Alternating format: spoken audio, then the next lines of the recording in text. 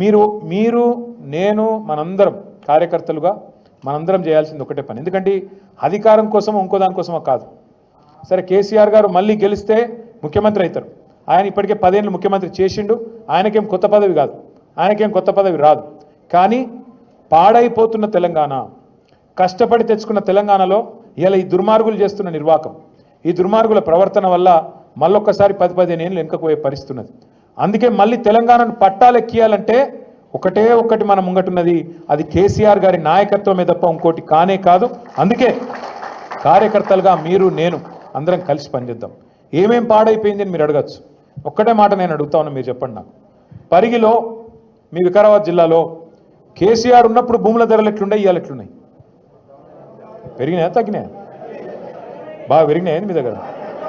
అంటే ముఖ్యమంత్రి నియోజకవర్గం పక్కనే ఉన్నారని బాగా పెరిగినాయా? మీ కొడంగల్ పెరిగినాయా బాగా? ఒక్క పరిగి కొడంగల్ కాదు, రాష్ట్రంలో ఎక్కడ కూడా ఇలా ఏ ఒక్క మనిషి కూడా సంతోషంగా లేడు. మీరు రైతుల కాడికి పోండి, రైతులు చెప్తున్నారు, ఖుల్లా చెప్తున్నారు, అన్న మోసం జరిగిపోయింది, తినే పల్లెంలో అన్నంలో మన్ను పోసుకున్నట్టు అయిపోయింది, మంచిగుంటిమి, రైతు బంధు వస్తుండే, రైతు బీమా వస్తుండే, టైంకి ఎరువులు దొరుకుతుండే, విత్తనాలు దొరుకుతుండే, పండించిన పంటకు గిట్టుబాటు ధర ఉంటుండే, పైసలు టైంకి పడుతుండే, మంచిగా పొక్తాగుంటిమి, కళ్ళల కాడికి వచ్చి వడ్లు కొనుక్కపోదురు. ఇలా ఏం పరిస్థితి వచ్చింది? కొనటోడు లేడు, టైంకి ఎరువులు దొరకాయి.